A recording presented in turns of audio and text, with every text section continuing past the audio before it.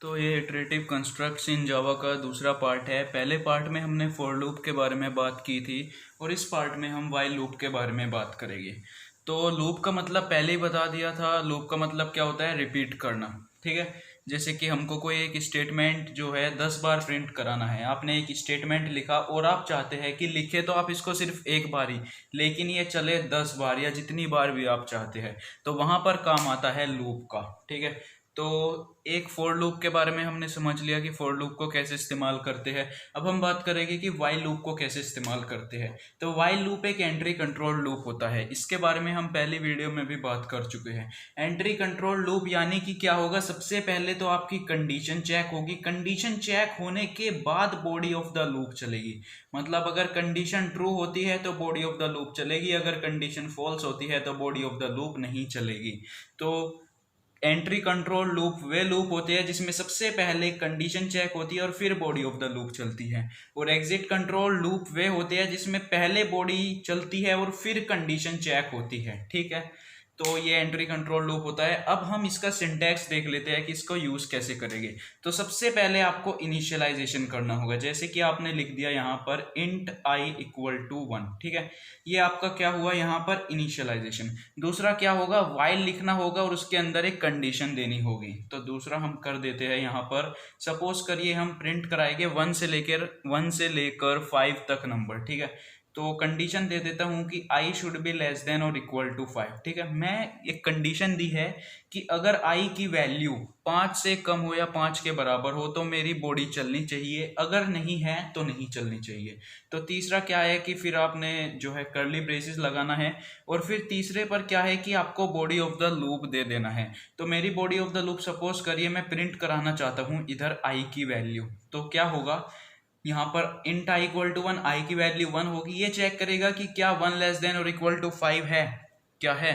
ऐसा answer true आएगा इसका। जैसे ही ट्रू आएगा तो क्या होगा? बॉडी ऑफ द लूप चलेगी और बॉडी ऑफ द लूप क्या करेगी? प्रिंट करा देगी i की वैल्यू, यानी कि 1 प्रिंट हो जाएगा हमारा यहाँ पर। और अब उसके बाद अपडेट। तो अपडेट क्या करना है? अपडेट में करा देता हूँ कि i की वैल्यू 1 से बढ़ जाए, i प्लस प्लस, और फिर बंद कर दिया। ठीक है, तो फोर्थ पर अपडेट हो गया। तो फिर ऊपर जाएगा i प्लस प्लस, यानी कि i की वैल्यू अब 2 हो चुकी होगी। फिर चेक करेगा कि क्या 2 लेस देन और इक्वल टू 5 है।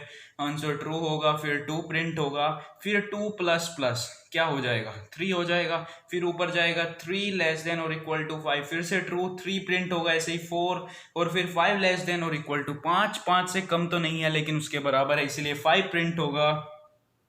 और फिर 5 प्लस प्लस क्या देगा? 6, और फिर ऊपर जाकर चेक करेगा 6 लेस देन और इक्वल टू 5, तो इसका आंसर फॉल्स आते ही वो सीधा यहाँ पर आ जाएगा आपका कंपाइलर इस वाइल लूप से बाहर।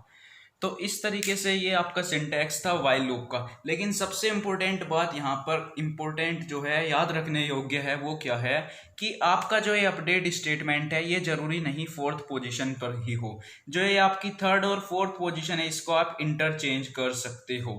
कैसे? अपडेट आप ऊपर लिख सकते हो और बॉडी ऑफ द लूप नीचे। लेकिन ये वेरी करता है कि कब आप प्रोग्राम बना रहे हो, मतलब किस टाइप का प्रोग्राम बना रहे हो, क्या कंडीशन है प्रोग्राम की। ये आपके आगे समझ में आएगा कि आपको अपडेट कहाँ पर देना है, 3rd नंबर पर कि 4th नंबर पर। लेकिन जो नॉर्मल सिंटैक्स हो वो यही है। ठीक है, अपडेट कहीं पर भी हो सकता है, ये फिक्स नहीं है कि 4th पर ही होगा, ये बात हमेशा याद रखना है।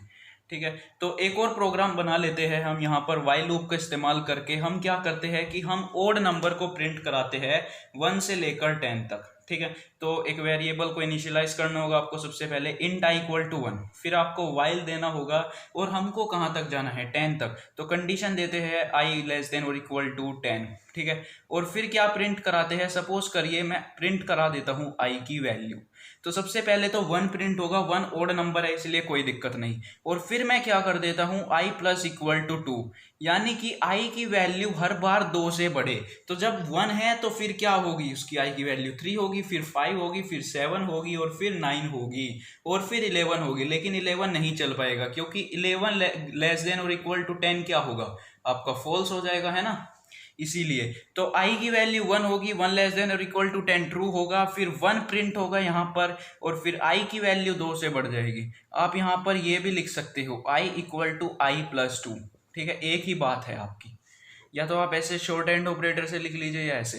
तो आई की वैल्यू 2 होगी, मतलब आई की वैल्यू 2 से बढ़ेगी 3 हो जाएगी, फिर चेक करेगा 3 लेस देन और इक्वल टू 10, आंसर क्या होगा ट्रू। तो बॉडी ऑफ द लूप में आएगा 3 प्रिंट कराएगा, फिर से 2 बढ़ाएगा तो 5 होगी, 7 होगी, 9 होगी, और फिर क्या होगी 11 होगी, फिर चेक करेगा 11 लेस देन और इक्वल टू 10, तो ये फॉल्स होगी। तो आपका आउटपुट आ चुका है। तो ये था एक प्रोग्राम जो हमने वाइल लूप के मदद से यहाँ पर बनाया है। तो ऐसे बहुत से प्रोग्राम हो गए अब वाइल लूप के जो हमको बनाने होंगे। तो हम एक अलग से प्रोग्रामिंग सीरीज़ में हर चैप्टर से कुछ अच्छे अच्छे बढ़िया बढ़िया प्रोग्राम जो है सोल्व कर डालेंगे जावा के कंपाइलर में, ब्लू जे में। ठीक है, तो अगली वीडियो में मिलते हैं।